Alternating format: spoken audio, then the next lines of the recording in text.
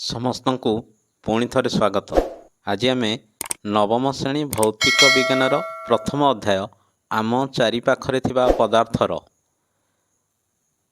ପଦାର୍ଥ ତାହାର ଅବସ୍ଥା ପରିବର୍ତ୍ତନ କରିପାରେ କି ଏହି ସମ୍ବନ୍ଧରେ ଆଲୋଚନା କରିବା। ପ୍ରଥମେ ଦେଖିବା ତାପମାତ୍ରା ପରିବର୍ତ୍ତନର ପ୍ରଭାବ କ'ଣ। Effect of changes of temperature. ପଦାର୍ଥର ଅବସ୍ଥାରେ ପରିବର୍ତ୍ତନ ହୁଏ। ଆମେ ସମସ୍ତେ ଜାଣିଅଛନ୍ତି ଯେ ଜଳ ତିନୋଟି ଅବସ୍ଥାରେ ରହିପାରେ। କଠିନ ରୂପରେ ବରଫ, ତରଳ ରୂପରେ ଜଳ ଓ ଗ୍ୟାସୀୟ ଅବସ୍ଥାରେ ଜଳୀୟ ବାଷ୍ପ ବା ବାମ୍ଫ ଆକାରରେ ରହିପାରେ। ଅବସ୍ଥା ପରିବର୍ତ୍ତନ ବେଳେ ପଦାର୍ଥର ଆଭ୍ୟନ୍ତରରେ କ'ଣ ଘଟିଥାଏ? ପଦାର୍ଥର ଅବସ୍ଥା ପରିବର୍ତ୍ତନ ବେଳେ ତାହାର ଅଣୁଗୁଡ଼ିକର କ'ଣ ହୁଏ? ଆମକୁ ଏଗୁଡ଼ିକର ଉତ୍ତର ଜାଣିବାକୁ ହେବ। ତାହେଲେ ଆସ ଆମେ ଜାଣିବା ପଦାର୍ଥର ଅବସ୍ଥା ପରିବର୍ତ୍ତନରେ କ'ଣ ହୁଏ। ଏଥିପାଇଁ ଗୋଟେ ପରୀକ୍ଷା କରିବା। ପରୀକ୍ଷା ପାଇଁ ଆବଶ୍ୟକ ଉପକରଣ ଗୁଡ଼ିକ ହେଲା ଗୋଟିଏ ଷ୍ଟାଣ୍ଡ, ତ୍ରିପଦୀ ଷ୍ଟାଣ୍ଡ, ବିକର, ବର୍ଣ୍ଣର, ବରଫଖଣ୍ଡ, ଗ୍ଲାସ୍ ରଡ଼ ଓ ଥର୍ମୋମିଟର। ଚିତ୍ରରେ ଦର୍ଶାଯାଇଥିବା ଭଳି ଉପକରଣ ଗୁଡ଼ିକୁ ସଜେଇବା ଏବଂ ଆମ ପରୀକ୍ଷା ଆରମ୍ଭ କରିବା। ଚାଲ ତାହେଲେ ପରୀକ୍ଷାଟିକୁ କରି ଦେଖିବା। 150 ଗ୍ରାମ ଓଜନର ଏକ ବରଫଖଣ୍ଡକୁ ଗୋଟିଏ ବିକରରେ ନେଇ ଏହା ମଧ୍ୟରେ ଥର୍ମୋମିଟରକୁ ଏପରି ଭାବେ ରଖ ଯେପରିକି ଥର୍ମୋମିଟରରେ ପାରଦ ରହିଥିବା ବଲ୍ବ ବରଫର ସଂସ୍ପର୍ଶରେ ଆସୁଥିବ। ଅଳ୍ପ ଶିଖା ଦ୍ୱାରା ବିକରକୁ ଗରମ କର। ଏହାଦ୍ୱାରା ବରଫର ତାପମାତ୍ରା ବଢ଼ିବ। ଯେଉଁ ତାପମାତ୍ରାରେ ବରଫ ତରଳିବାକୁ ଆରମ୍ଭ କରିବ ତାହା ଥର୍ମୋମିଟର ସାହାଯ୍ୟରେ ମାପି ଟିପି ରଖ। ଯେଉଁ ତାପମାତ୍ରାରେ ବରଫ ସମ୍ପୂର୍ଣ୍ଣ ଭାବେ ତରଳି ଜଳରେ ରୂପାନ୍ତରିତ ହେଲା ତାହାକୁ ମଧ୍ୟ ମାପ ଓ ଟିପି ରଖ। ବର୍ତ୍ତମାନ ଗୋଟିଏ ଗ୍ଲାସ୍ ରଡ଼ ସାହାଯ୍ୟରେ ଜଳକୁ ଗୋଳାଇ ତାହା ଫୁଟିବା ପର୍ଯ୍ୟନ୍ତ ଗରମ କର। ଜଳ ଫୁଟିଲେ ତାହା ବାଷ୍ପରେ ପରିଣତ ହେବାକୁ ଆରମ୍ଭ ହେବ। ଅଧିକାଂଶ ଜଳ ବାଷ୍ପୀଭୂତ ହେଲା ପର୍ଯ୍ୟନ୍ତ ଥର୍ମୋମିଟରରେ ସୂଚିତ ତାପମାତ୍ରାକୁ ଲକ୍ଷ୍ୟ କରୁଥାଅ। ଜଳ ତରଳ ଅବସ୍ଥାରୁ ବାଷ୍ପୀୟ ଅବସ୍ଥାକୁ ପରିବର୍ତ୍ତିତ ହେଲାବେଳେ ଥର୍ମୋମିଟରରେ ସୂଚିତ କରୁଥିବା ତାପମାତ୍ରାକୁ ନିରୀକ୍ଷଣ କରି ରଖ ଓ ଟିପି ରଖ। ତାହେଲେ ଏହି ପରୀକ୍ଷାରୁ ଆମେ କ'ଣ ପର୍ଯ୍ୟବେକ୍ଷଣ ପାଇଲେ? କଠିନ ପଦାର୍ଥର ତାପମାତ୍ରା ବଢ଼ାଇଲେ ତାହାର ଅଣୁଗୁଡ଼ିକର ଗତିଜ ଶକ୍ତି ବୃଦ୍ଧି ପାଏ। ଗତିଜ ଶକ୍ତି ବୃଦ୍ଧି ପାଇଲେ ଅଣୁଗୁଡ଼ିକ ଅଧିକ ବେଗରେ ଦୋଳିତ ହୁଅନ୍ତି। ତାପ ପ୍ରୟୋଗ ଦ୍ୱାରା ଅଣୁଗୁଡ଼ିକ ତାପଶକ୍ତି ଅବଶୋଷଣ କରି ସେମାନଙ୍କ ମଧ୍ୟରେ ଥିବା ଆକର୍ଷଣ ବଳର ସୀମାକୁ ଟପି ଯାଇ ଅଧିକ ଗତିଶୀଳ ହୁଅନ୍ତି। ଏପରି ଏକ ଅବସ୍ଥା ଆସେ ଯେତେବେଳେ ଅଣୁଗୁଡ଼ିକ ପରସ୍ପରଠାରୁ ଦୂରେଇ ଯିବାରୁ କଠିନ ତରଳିବାକୁ ଆରମ୍ଭ କରେ ଓ ତରଳରେ ପରିଣତ ହୁଏ। ଯେଉଁ ତାପମାତ୍ରାରେ ଏକ କଠିନ ପଦାର୍ଥ ବାୟୁମଣ୍ଡଳୀୟ ଚାପରେ ତରଳି ଏକ ତରଳ ପଦାର୍ଥରେ ପରିଣତ ହୁଏ ତାହାକୁ ସେହି କଠିନ ପଦାର୍ଥର ଗଳନାଙ୍କ ବା ମେଲ୍ଟିଂ ପଏଣ୍ଟ କୁହାଯାଏ ଏବଂ ଏହି ତରଳିବା ପ୍ରକ୍ରିୟାକୁ ବିଗଳନ ବା ତରଳନ ବା ଫ୍ୟୁଜନ କୁହାଯାଏ। ମନେ ରଖ ବରଫର ଗଳନାଙ୍କ 273.16 କେଲଭିନ ଅଟେ। ବରଫ 273.16 କେଲଭିନ ତାପମାତ୍ରାରେ ତରଳିବାକୁ ଆରମ୍ଭ କରେ। ଏଇଠି ଆମେ ଯେଉଁ ପଢ଼ିଲେ ବରଫ ଥିଲା କଠିନ ଅବସ୍ଥାରେ, ତାହା ପାଖାପାଖି 0 ଡିଗ୍ରୀ ସେଣ୍ଟିଗ୍ରେଡ଼ ତାପମାତ୍ରାରେ ତରଳରେ ପରିଣତ ହେଉଛି। ଏଇ ଯେଉଁ ପ୍ରକ୍ରିୟାଟାକୁ ଆମେ ବିଗଳନ ବା ତରଳନ ବୋଲି କହିବା। ଆଉ ଯେଉଁ ତାପମାତ୍ରାରେ କଠିନ ତରଳରେ ପରିଣତ ହେଲା ତାକୁ ଆମେ ଗଳନାଙ୍କ ବୋଲି କହିବା। ମନେ ରଖିବ ଯେତେବେଳେ ଏହି ବିଗଳନ ବା ତରଳନ ପ୍ରକ୍ରିୟା ଚାଲୁ ରହିଥାଏ ଅର୍ଥାତ୍ କଠିନ ତରଳରେ ପରିଣତ ହେଉଥାଏ, ସେହି ଅବସ୍ଥାରେ ଆମେ ଯେତେ ଅଧିକ ତାପ ପ୍ରୟୋଗ କଲେ ମଧ୍ୟ ତାପମାତ୍ରାରେ କୌଣସି ପରିବର୍ତ୍ତନ ହୁଏ ନାହିଁ। ଆମେ ପରୀକ୍ଷାରେ ଦେଖୁଥିଲେ ଯେତେବେଳେ ଆମେ ଅତ୍ୟଧିକ ତାପ ପ୍ରୟୋଗ କରୁଥିଲେ ମଧ୍ୟ ଥର୍ମୋମିଟରର ପାରଦାରେ କୌଣସି ପରିବର୍ତ୍ତନ ହେଉନଥିଲା। ତେଣୁ ଏଥିରୁ ଆମେ ଜାଣିଲେ ବିଗଳନ ବା ତରଳନ ପ୍ରକ୍ରିୟାରେ ପଦାର୍ଥର ତାପମାତ୍ରା ଅପରିବର୍ତ୍ତିତ ରୁହେ।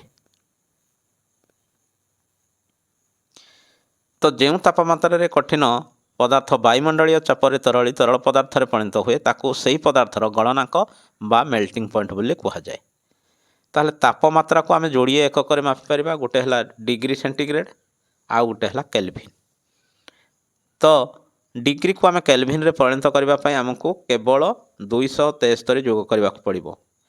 मन रख संपर्कटी है 0 degree centigrade equal to 273 kelvin. बर्तमान गोटे प्रश्न देखि कहल 27 degree equal to x kelvin हेले एक्स रो मूल्य केते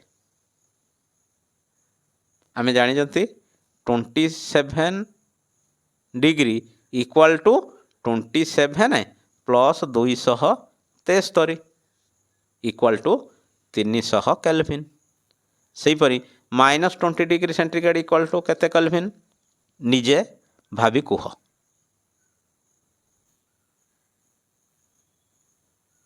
एइठे जो प्रक्रियाटी आमर है ताको आमे मोटामोटी भाव ये कहीपर। प्रथमे आमे बिकर बरफ नहीं बरफ जितेबाला तरलिबा प्रक्रिया आरंभ है से समय रे बा बरफ तरलुवा समय तापमात्रा 0 डिग्री रोला। बरफ तरलुला किछि बरफ तरल जल में परिणत होता आउ किछि बरफ बरफ अवस्था थिला अर्थात तरलिबा प्रक्रिया चालू रही से तापमात्रा अपरिवर्तित रोला जहाँकि 0 डिग्री सेंटीग्रेड रोला। समस्त बरफ तरली सारा पर ताहा जल में परिणत हम पुणी तापमात्रा बढ़ा लगे। जेतेबेले बरफ जल में परिणत होता है सेतेबेले कौन हुए बरफर अणुगुड़िकर आकर्षण बल भांगा लगे। बरफ तरलिबा समय कौन हुए प्रथमे बरफर अणुगुड़िकर आकर्षण बल भांगा लगे। अणुगुड़िकर आकर्षण बल भांगा लगिले कौन हुए अणुगुड़िकर गतिज शक्तिर परिवर्तन हुए नहीं केवल अणुगुड़िक भांगा लगी थाए किंतु गतिज शक्ति कौन परिवर्तन हुए नहीं। अर्थात बरफ जल में परिणत है समय आवश्यक तापटा केवल अवस्था परिवर्तन रे सहायक होता है। तेणु आमे अधिक जो तापटा प्रयोग करती ताहा तापमात्रा रे कौन परिवर्तन करे नहीं किंतु ताहा केवल अवस्था परिवर्तन रे सहायक होता है। तेणु कठिन तरल को परिणत होगा प्रक्रिया रे आवश्यक ताप केवल जेहेतु अवस्था परिवर्तन रे साहाय्य करिथाए अर्थात अणुगुड़िकर गतिज शक्ति परिवर्तन हुए नहीं फल कौन हम तापमात्रा रे मध्य कौन परिवर्तन हुए ना। आम जानी तापमात्रा सहित गतिज शक्ति अणुमानकर गतिज शक्ति निर्भर करे जेहेतु अणुमानकर गतिज शक्ति कौन परिवर्तन होना तेणु तापमात्रा रे मध्य कौन परिवर्तन हम ना केतेबेले जेतेबेले गोटे वस्तुटी तार अवस्था परिवर्तन करुଥାଏ। अवस्थार परिवर्तन पाई जो ताप आवश्यक हुए ताहाको आमे गुप्त ताप बा लाटेनांट हिट बोली कहते। अर्थात आमे जानिले वस्तु तार अवस्था परिवर्तन कला बेले आवश्यक ताप केवल ताहार अवस्था परिवर्तन रे सहायक होता है। से जो एक्स्ट्रा तापड़ा रहिला ताहाको आमे गुप्त ताप बोली कहबा। एई क्षेत्र रे वायुमंडलीय चापर 1 केजी कठिन पदार्थ को तार गलनांक तापमात्रा रे तरल रे परिवर्तन करने को जेतिकी परिमाणर तापमात्रा आवश्यक हुए ताहाको सेही पदार्थर गलनर गुप्त ताप बोली कहुए। वायुमंडलीय चापर 1 केजी कठिन पदार्थ को तार गलनांक तापमात्रा रे तरल रे परिणत करने जेतिकी परिमाणर ताप शक्ति आवश्यक हुए ताहाको सेही पदार्थर गलनर गुप्त ताप। बरफ तरलिबा पई जेतिकी परिमाणर ताप शक्ति आवश्यक है ता बाद जेतेबेले बरफ तरलु थाए सेतेबेले जो आमे एक्स्ट्रा तापड़ा प्रयोग करती जहाँकि केवल अवस्था परिवर्तन सहायक हुए से एक्स्ट्रा तापड़ा सत्य जमी लुकायित हो रही भाई आमको जना पड़े ताहाको आमे गलनर गुप्त ताप बोली कहिबा। एक प्रश्न बरफर गलनांक 273 केल्विन निम्नलिखित मध्यरु केउं वाक्यटी बरफर गलनांक पई ठीक उक्ति। आमे जानी जंती बरफर गलनांक 273 केल्विन ताहले केउं उक्ति गुड़िक ठीक हम बरफ 273 केल्विन तापमात्रा रे तरल अटे बरफ 300 केल्विन तापमात्रा रे गैसीय अटे बरफ 273 केल्विन तापमात्रा रे गैसीय अटे बरफ 273 केल्विन तापमात्रा रे कठिन अटे। बरफर गलनांक है 273 केल्विन अर्थात 273 केल्विन रु कम हेले ताहा कठिन अवस्था रहिबो 273 केल्विन हेले ताहा उभय कठिन एवं तरल उभय अवस्था रहिबो कारण 273 केल्विन रे किछि बरफ तरल रे परिणत हो जाइथिबो आउ किछि कठिन अवस्था रे मध्य थाई पारे। तेणु आमको सठिक उत्तर कोड़ा हबो बरफ 273 केल्विन तापमात्रा तरल अटे ये भी मध्य सठिक हम। बरफ शेष ऑप्शन अच्छी बरफ 273 केल्विन तापमात्रा कठिन अटे ये भी मध्य ठीक हम। अच्छा वर्तमान बरफ तरल परिणत हो जल परिणत हो गला।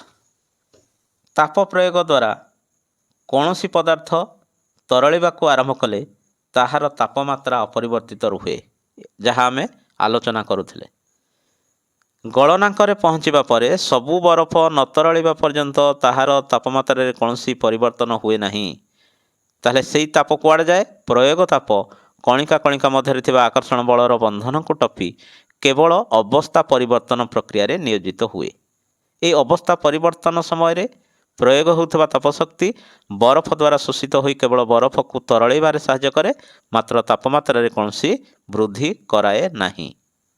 तेणु आमे कहि परिबा वायुमंडलीय चापर 1 किलोग्राम कठिन पदार्थ तार गलनांक रे तरल रे परिणत होबाकू जेतिक परिमाणर तापशक्ति आवश्यक हुए ताहाकू सेही पदार्थर गलनर गुप्त ताप बा लाटेनांट हीट ऑफ फ्यूजन बोली कहा जाए। 0 डिग्री सेंटीग्रेड बा 273 केल्विन तापमात्रा रे रहिथिबा जलर कणिका मानकर शक्ति सेही तापमात्रा थिबा बरफर कणिका मानकर शक्ति अपेक्षा अधिक अटे। अच्छा बरफ तरल रे परिणत होइकरी जल रे परिणत होई साइला परे जल मध्य को तापशक्ति जोगाइले जल कणिका गुड़िक अधिक शक्ति हासिल करी अधिक बेगरे गति करती। एक निर्दिष्ट तापमात्रा रे पहुँचला परे जल कणिका गुड़िक यथेष्ट शक्ति लाभ करिथिबारु सेगुड़िक परस्पर ठारू दूरेई जाती। एही तापमात्रा रे तरल गैस रे परिवर्तन होबाकू आरंभ करे। जेउ तापमात्रा रे तरल पदार्थ वायुमंडलीय चापरे फुटिबा आरंभ करे ताहाकू तरल पदार्थर स्फोटनांक बा बॉइलिंग पॉइंट कहा जाए। आउ एई फुटिबा प्रक्रिया को स्फोटन बोली कहा जाए। मन रखिब जलर स्फोटनांक तापमात्रा है 100 डिग्री सेंटीग्रेड बा 373 केल्विन। ताप प्रयोग द्वारा कौन सी तरल फुटिबा को आरंभ कले ताहार तापमात्रा मध्य अपरिवर्तित रुहे। कौन पाई ना ये जो तापमात्रा जी जो अधिक तापटा आम प्रयोग कले ताहा केवल अवस्था परिवर्तन सहायक हुए। तेणु तरल गैसीय परिणत होगा समय जो अधिक ताप आम प्रयोग करती ताहा तापमात्रा परिवर्तन करे नहीं किंतु अवस्था परिवर्तन रे सहायक होता है। ताहाको आम कहवा बाष्पीभवनर गुप्तताप। तो बाष्पीभवनर गुप्ततापर संज्ञा है कौन वायुमंडलीय चापर 1 किलोग्राम तरल पदार्थ तार स्फोटनांक तापमात्रा रे बाष्पर परिणत होगाकू जेते परिमाणर तापशक्ति आवश्यक हुए ताहाकू सेही पदार्थर बाष्पीभवनर गुप्तताप बा लाटेनांट हीट ऑफ भापोराइजेशन बोली कहा जाए। 373 केल्विन तापमात्रा रे बाष्पर कणिका मानकर शक्ति सेही तापमात्रा रे थिबा जलर कणिका मानकर शक्ति अपेक्षा अधिक अटे। गोटे कठिनर गलनांक बा तरलर स्फोटनांक यह मध्य थिबा कणिका मानक मध्य रही आकर्षण बलर सामर्थ्य सूचना दे। अर्थात जार स्फोटनांक बा गलनांक अधिक सेही पदार्थर कणिका मानक मध्य अधिक आकर्षण बल रही थाए। तापमात्रा परिवर्तन द्वारा पदार्थर अवस्था परिवर्तन होता है बोली आम जानिले। आम जो परीक्षाटा कले से परीक्षार आम जानिले तापमात्रार परिवर्तन कले पदार्थर अवस्था परिवर्तन हुए। ताहले कौन हुए मनकर गोटे पदार्थ कठिन अवस्था अच्छी आम जदि ताप प्रयोग करिबा ताहले ताहा तरल रे परिणत हम। से कठिन अवस्था तरल अवस्था को परिवर्तन हम। पुणी से तरल को आम जदि ताप प्रयोग करिबा ताहले ताहा गैसीय अवस्था को परिवर्तन हम। यार विपरीत कथा जदि आम कहिबा अर्थात गैसीय अवस्था रे अच्छी गोटे पदार्थ ताको आम जदि ठंडा करिबा ताहले ताहा पुणी तरल अवस्था को फेरी आसिबो। से तरल पदार्थ को पुणी जदि आम ठंडा करिबा ताहले ताहा कठिन अवस्था को परिवर्तित होई परिबो। विभिन्न पदार्थ गुड़िक ताप प्रयोग द्वारा अवस्था परिवर्तन करी कठिन रु तरल को और तरल रु गैसीय को परिवर्तित होइथांती।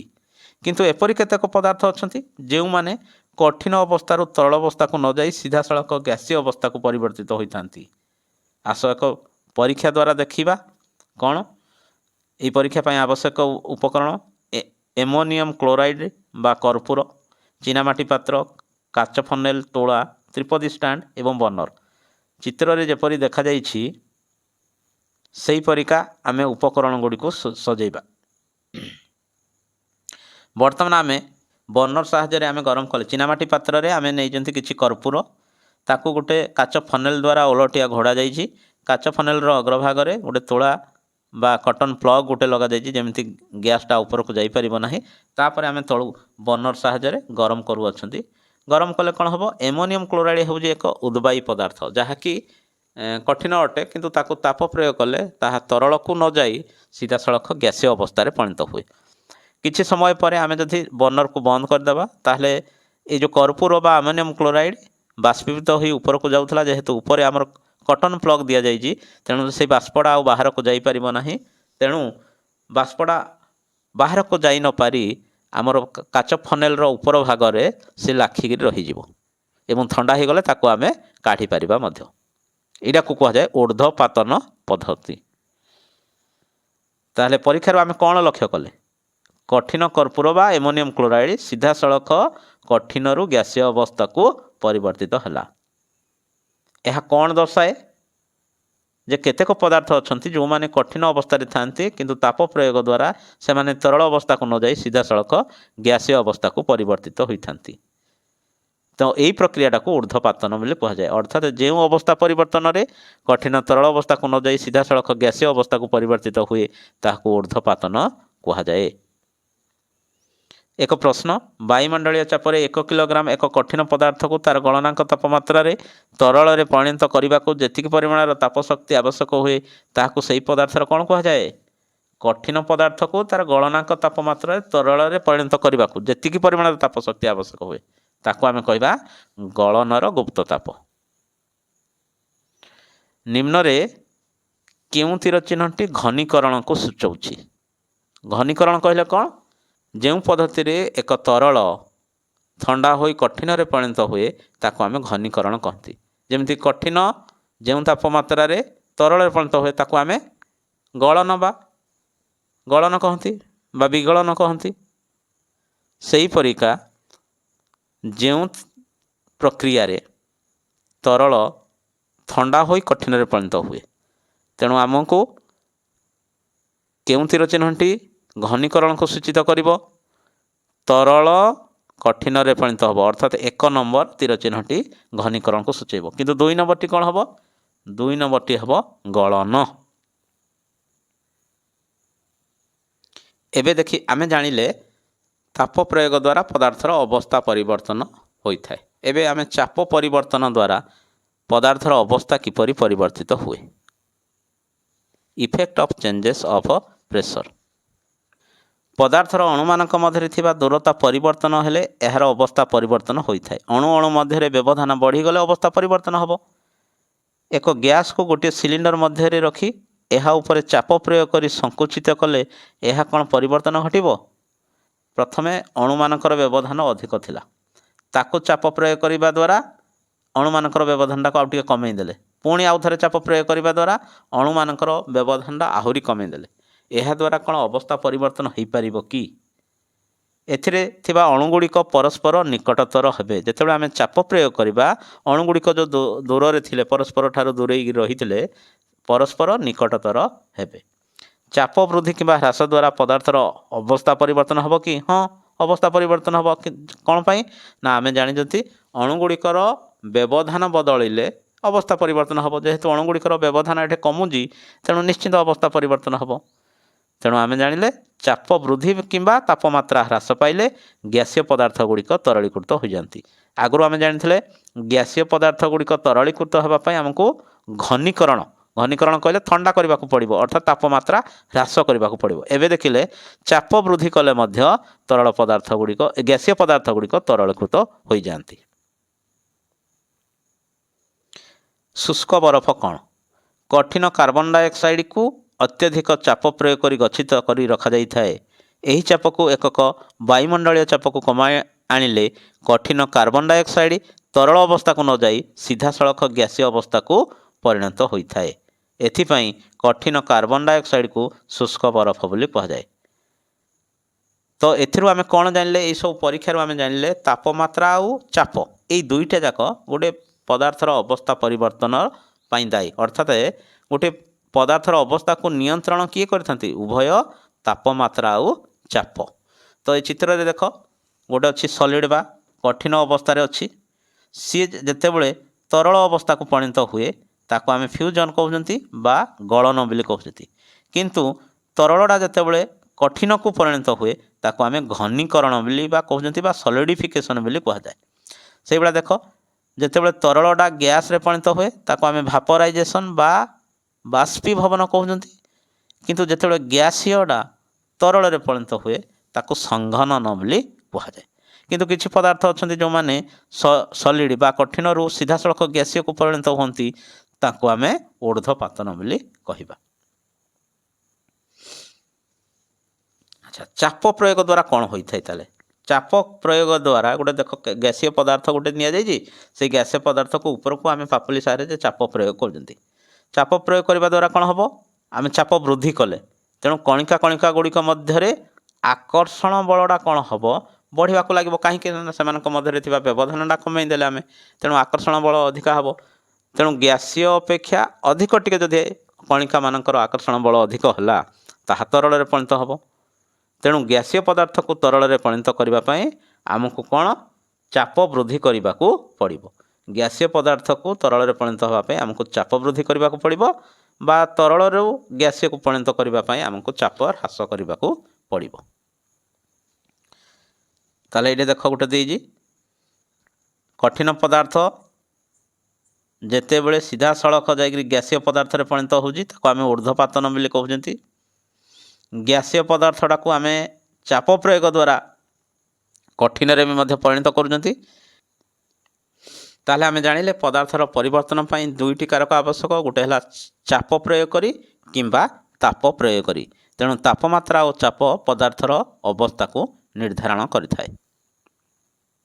बर्तमान केते गुड़िए प्रश्न तुम होमवर्क रूपे एगुड़ी को तुम लिखि रख निम्नोक्त तापमात्रा को सेल्सियस स्केल रे परिणत कर आम जानी 100 degree centigrade equal to 273 plus 100 kelvin 300 kelvin equal to 300 minus 273 equal to 27 degree centigrade 573 kelvin equal to 573 minus 273 kelvin equal to 300 degree centigrade. निम्नोक्त तापमात्रा जलर भौतिक अवस्था कौन सूचाए 250 डिग्री सेंटीग्रेड रे जलर भौतिक अवस्था कौन सूचाए 250 डिग्री सेंटीग्रेड रे बरफ गैसीय अवस्था रहे 100 डिग्री सेंटीग्रेड रे बरफ तरल किंबा गैसीय उभय अवस्था रही पारिबो -10 डिग्री सेंटीग्रेड रे गोटे जलटा कठिन अवस्था रहिबो। प्रत्येक पदार्थर अवस्था परिवर्तन बेले तापमात्रा कहीं स्थिर रही है कहीं प्रयुक्त ताप पदार्थर कणिका गुड़िक मध्य आकर्षण बल को अतिक्रम कर पदार्थर अवस्था परिवर्तन करिबारे व्यवहृत होइथिबारु तापमात्रा स्थिर रहे। वायुमंडलीय गैस गुड़िक तरलीकरण पर एक प्रणाली संपर्क में प्रस्ताव दियो किमि आम करिपरिबा चाप वृद्धि करी किंबा तापमात्रा ह्रास कले वायुमंडलीय गैस गुड़िक तरलीकृत हेबे।